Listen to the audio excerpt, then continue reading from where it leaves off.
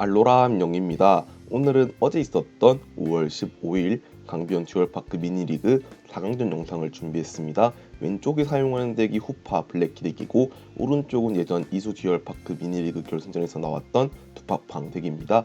양측 모두 첫 7장을 확인하고 있는데 두파팡은 첫 7장에서 기본 포켓몬이 나오지 않았기 때문에 멀리건에 들어가고 있네요.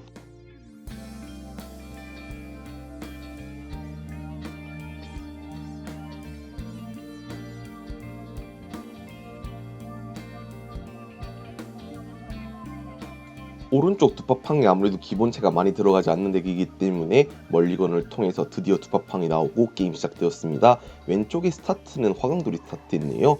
블루의 탐색을 사용했습니다. 블루의 탐색은 자신의 필드에 특성이 없는 포켓몬이 있어야지만 쓸 수 있고 쓰게 되면은 자신의 덱에서 원하는 트랜스카 2장을 서치할 수 있는데요. 여기서는 먼저 부싯돌 한 장을 선택하고 나머지 가져올 카드는 블루의 탐색으로 정했습니다. 아무래도 패가 말릴 거 생각하면은 블루의 탐색으로 최대한 필드를 굳혀놓은 다음에 게임을 진행하는 게 편하겠죠.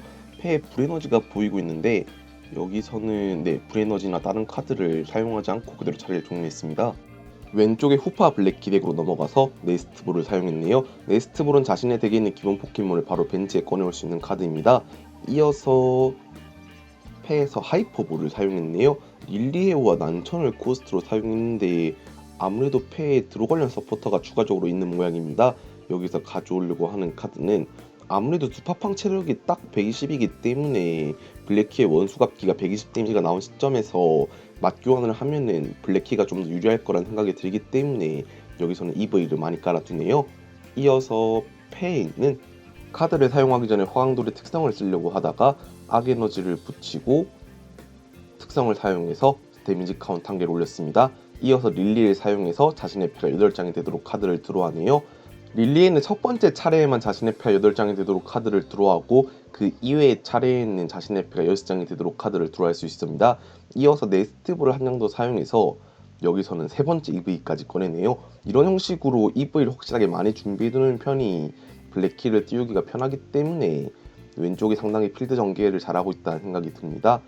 이어서 화강돌이 기술을 사용했네요. 화강돌의 기술은 자신에게 올려지는 데미지 카운터 수 곱하기 30 그리고 플러스 10 데미지를 준 효과를 가지고 있습니다.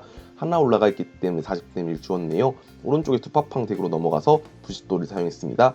부싯돌은 자신의 패 2장을 코스트로 지불함으로써 자신의 덱에 있는 불에너지 4장을 패에 추가할 수 있습니다.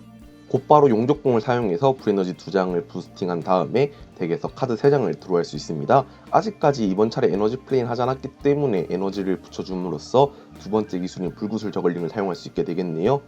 울트라 스페이스를 사용해서 자신의 덱에 있는 울트라 비스트 포켓몬인 두파팡을 패에 추가한 다음에 바로 벤치에 내려두었습니다.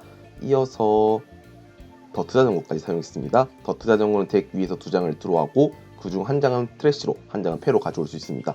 여기선 두파팡을 버리고 한 장을 패에 추가했는데요. 얼핏 보면은 프리즘스타 카드였습니다. 비스트 에너지 프리즘스타로 추정이 되는데 불에너지를 두파팡한테 붙여주고 불구슬 서커스를 사용했네요. 불구슬 서커스는 패에서 버린 불에너지 장수 곱하기 50 데미지만큼 줄 수 있기 때문에 화강돌 자체 체력 유지이지만 자신의 특성으로 10을 올려서 남은 체력이 50이었기 때문에 불에너지 한 장으로 기절시켰습니다. 왼쪽에 EV는 에너지 진화 특성을 가지고 있는데 붙이는 에너지 타입에 따라서 덱에 있는 진화 포켓몬을 바로 진화시킬 수 있는데요. 여기서는 기본 악 에너지를 붙이고 덱에 있는 블랙키로 진화했습니다. 블랙키의 기술 원수갑기 같은 경우에는 악 에너지 하나 발비로 이전 차례 자신의 포켓몬이 상대 기술의 데미지에 의해서 기절했다면 90 데미지가 추가돼서 120딜을 낼 수 있습니다. 두파팡 체력이 딱 120이라서 1탈 낼 수 있었네요. 울트라 스페이스로 두파팡 GX를 찾아오는 두파팡 덱입니다. 이어서 불꽃 결정을 사용해서 자신의 트래쉬에 있는 불에너지 3장을 패에 추가했습니다. 이어서 바로 쓰는 건 이전 차례와 똑같이 용족공을 사용해서 에너지 부스팅을 하고 카드 3장을 드로우했네요. 패에서 여기서 붙일 에너지 카드는 비스트 에너지를 붙였습니다. 비스트 에너지 프리즘스타 같은 경우에는 울트라 비스트 포켓몬을 사용하는 기술의 데미지가 플러스 30이 되기 때문에 여기선 불에너지를 2장 버렸지만 100에다가 30이 추가돼서 130 데미지로 블랙키를 기절시킬 수 있었네요. 왼쪽에 블랙키 덱 차례로 넘어가서 배틀필드로 EV가 나온 상황에서 패 악에너지는 보이고 있습니다. 붙이는 거를 주저하는 것 같은데 혹시나 덱에 블랙키가 없는 가능성도 생각해 볼 수 있을 것 같은데요. 악에너지를 붙이고 덱에서 블랙키가 있었기 때문에 바로 블랙키로 진화시켰습니다. 이런 형식으로 막 교환을 하다 보면은 일반적으로는 프라이즈를 먼저 가져간 두파팡이 이길 가능성이 높다고 생각할 수도 있지만 용접공이 제한된 개수가 있기 때문에 왼쪽에 블랙키층 레스큐 탱크로 계속 포켓몬을 돌리고 다시 꺼내오고 하는 형식으로 돌아가다 보면은 승기가 뒤바뀔 수 있다는 생각이 드네요. 오른쪽에 두파팡 대치 레스큐 탱크를 사용해서 트래쉬에 있는 두파팡을 3장 덱으로 되돌리고 울트라 스페이스를 사용해서 두파팡을 가져오고 바로 벤치로 내려두었습니다. 덱 체크까지 마친 다음에 용접공이 패에 없을지도 모르겠다는 생각이 드는데요. 여기서는 블루의 탐색을 사용했습니다. 가져오려고 하는 카드는 울트라 비스트들만의 특권인 비스트링을 가져와서 부스팅하지 않을까 싶습니다. 이렇게 비스트링을 사용해서 부스팅을 하게 되면은 굳이 용접공이 아니더라도 추가적으로 필요한 파츠를 가져와 쓸 수 있기 때문에 이렇게 비스트링과 불꽃 결정을 가져옴으로써 패에 불꽃 결정으로 불에너지도 추가하고 비스트링으로 에너지 부스팅을 하는 효과까지 누릴 수 있겠네요. 비스트링을 사용해서 에너지 2장을 배틀필드에 있는 두파팡한테 부스팅해주고 불꽃 결정을 사용해서 자신의 트래쉬에 있는 불에너지 3장을 패에 추가했습니다. 패에서 정규 에너지 플레이 후 불에너지를 3장 버려야지 기절시킬 수 있었는데요. 다행히 불꽃 결정이 한 장 더 있어서 트래쉬에 있는 불꽃 결정으로 불에너지 3장을 더 추가한 다음에 불구슬 서커스 150 데미지로 블랙키를 기절시켰습니다. 현재 프라이즈 상황은 4대3입니다. 패에서 레스큐 탱크가 보이고 있는데요. 먼저 레스큐 탱크를 사용해서 블랙키 1마리, 블랙키 2마리와 EV 1마리를 덱으로 되돌렸습니다.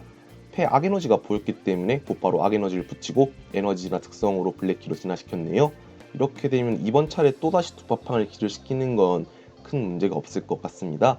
이렇게 생각하면은 차라리 블랙키 측에서 먼저 프라이즈를 가져갔다면은 블랙키가 유리한 거 아니겠냐라는 생각을 할 수도 있는데 블랙키 덱 특성상 들어가는 카드가 후파와 화강돌밖에 없는데 이 2마리가 발비가 높고 하나는 기술이 높은 데미지를 내려면은 시간이 필요하기 때문에 만약에 왼쪽에 블랙키 덱이 성공을 잡았다 치더라도 먼저 프라이즈를 가져가는 건 무리가 있지 않았을까 싶네요. 그나마 조금 아쉬운 게 오른쪽 두파팡 덱 측이 울트라 스페이스를 사용해서 두파팡을 추가적으로 서치하고 있다는 게 왼쪽 블랙키 입장 측에서 좀 아쉬울 것 같네요. 벌써 EV를 3마리나 깔아두고 추가적으로 EV를 까는 모습을 보여주고 있지만 어느새 블랙키 1마리와 EV 1마리밖에 남지 않은 블랙키 덱의 모습을 보여주고 있습니다. 두파팡 GX를 내려놓고 불에너지를 붙여준 후에 용접공이 아니라 구지마를 사용해서 EV를 불러내고 여기서는 버스트 GX를 사용했네요. 버스트 GX는 프라이즈 한 장을 앞면으로 하고 그 카드가 에너지를 하면은 다른 포켓몬에게 붙여줄 수 있고 아니라면 트레이스하는 효과를 가지고 있습니다. 이렇게 됨으로써 두파팡 GX 측이 이번 차례에 상대 포켓몬을 기절시키지 않았기 때문에 블랙키 측 입장에서는 고디를 낼 수 없어졌는데요. 더블 무색 에너지를 블랙키한테 붙여주고 잠식된 벌판으로 스타디움을 교체했습니다.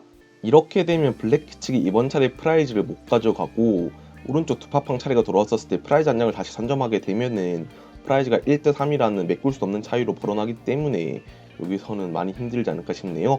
구즈마로 두파팡을 불러냈지만 블랙키의 기술 다크 커터는 악에너지와 무색 에너지 하나 발비로 단순하게 60딜을 줄 수밖에 없기 때문에 프라이즈를 가져가는 것에는 문제가 있습니다.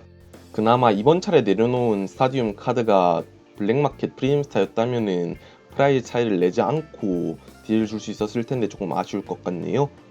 패에서 사용할 카드에 대해서 고민하고 있는 오른쪽의 두파팡 덱입니다.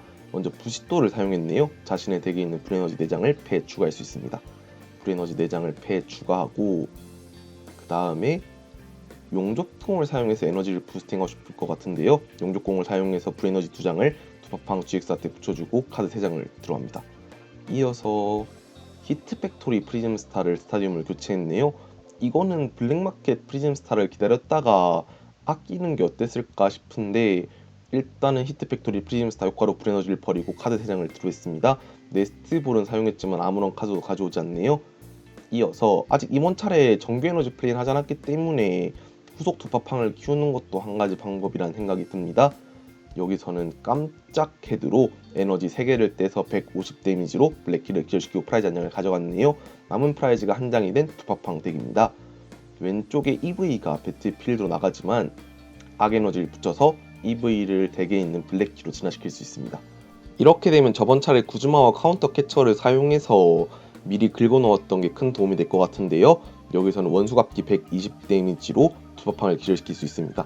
여기서 블랙마켓 프리즘스타와 후속으로 꺼낼 포켓몬만 잡을 수 있다면은 이 상황을 어떻게든 역전시킬 수 있을 것 같은데 아무래도 카드가 잡히지 않았는지 내려놓지 못하고 있습니다. 그나마 하이퍼볼이 있었기 때문에 후파와 더블 무색 에너지를 코스트로 여기서 가져오려고 하는 카드는 EV1을 가져왔네요.